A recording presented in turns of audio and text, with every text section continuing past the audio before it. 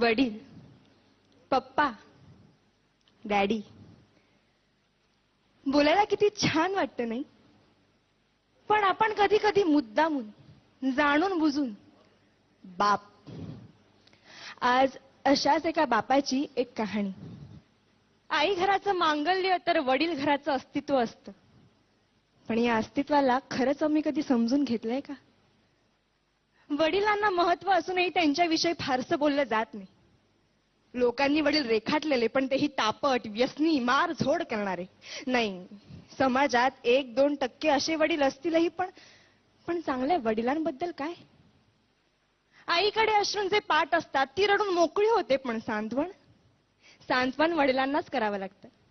आणि रडणाऱ्यापेक्षा सांत्वन करणाऱ्यावर जास्त ताण पडतो, कारण ज्योतीपेक्षा समईच जास्त तापते ना. पण श्रेय नेहमी ज्योतीलाच मिळत राहतं. रोजच्या जेवणाची सोय करणारी आई आमच्या लक्षात राहते, पण आयुष्याच्या शिदोरीची सोय करणारा बाप आम्ही किती सहज विसरून जातो. आई सर्वांसमोर मोकळेपणाने रडू शकते, पण रात्री उशीत तोंड खुपसून मुसमुसतात ते आपले वडीलच असतात. स्वतःचे वडील वारले तरीही त्यांना रडता येत नाही, कारण छोट्या भावंडांना जपायचं असतं. पत्नीने अर्ध्यावर साथ सोडली तरी पोरांच्या अश्रूंना आवर घालावा लागतो.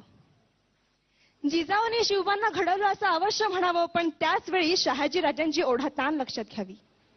देवकी, यशोदेचं कौतुक अवश्य करावं, पण भरपुरात पोराला डोक्यावरून घेऊन जाणारा वसुदेव लक्षात घ्यावा.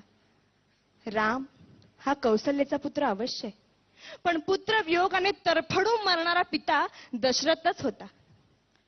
वडिलांच्या टाचा झिजलेला चपला, त्यांची फाटकी बनियन पाहिली की कळतं आमच्या नशिबाची भोकं त्यांच्या बनियनला पडलीत. त्यांचा दाढी वाढलेला चेहरा त्यांची काट कसर दाखवतो.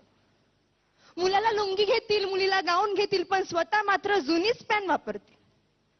मुलगा सलूनमध्ये 30 रुपये खर्च करतो, मुलगी पार्लरमध्ये 25 रुपये खर्च करते, पण त्याच घरातला बाप दाढीचा साबण संपला म्हणून अंघोळीच्या साबणाने दाढी खरवडीत. तेही नाहीतर कधी कधी फक्त पाणी लावून दाढी करीत. ते आजारी पडले तरी लगेच दवाखान्यात जात नाही, ते आजाराला मुळीच घाबरत नाही. पण डॉक्टर एखादा महिना घरी आराम करायला लावेल यांची त्यांना भीती वाटते, कारण मुलीचं लग्न, पोराचं शिक्षण बाकी असतं. घरात उत्पन्नाचं दुसरं साधन नसतं, ऐपत नसते, तरी मुलाला मेडिकल इंजिनिअरिंगला प्रवेश मिळवून दिला जातो. ओढाताण सहन करून पोराला दर महिन्याला पैसे पाठवले जातात.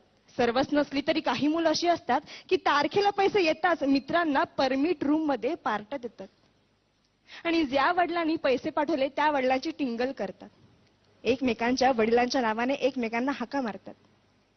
ज्या घरात वडील आहे त्या घराकडे कोणीही वाईट नजरेने बघू शकत नाही, कारण घरातला कर्ता जिवंत असतो.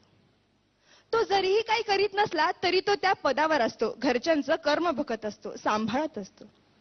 आई असण्याला अथवा आई होण्याला वडिलांमुळेच अर्थ असतो. कोणत्याही परीक्षेचा निकाल लागल्यावर आई जवळची वाटते, कारण ती जवळ घेते, कवटाळते, कौतुक करते. पण गुपचूप जाऊन पेढ्यांचा पुडा आणणारा बाप कोणाच्याच लक्षात राहत नाही. चटका बसला, ठेच लागली, फटका बसला तर आई ग हाच शब्द बाहेर पडतो. पण हायवेचा रस्ता ओलांडताना एखाद्या मोठ्या ट्रकने अचानक ब्रेक लावला तर बाप रे हाच शब्द बाहेर पडतो. कारण छोट्या संकटांना आई चालते हो, पण मोठी वादळ पेलताना बापच आठवतो. काय पटतंय का? मंगल प्रसंगी अख्खं कुटुंब जातं, पण मैताच्या प्रसंगी बापालाच जावं लागतं.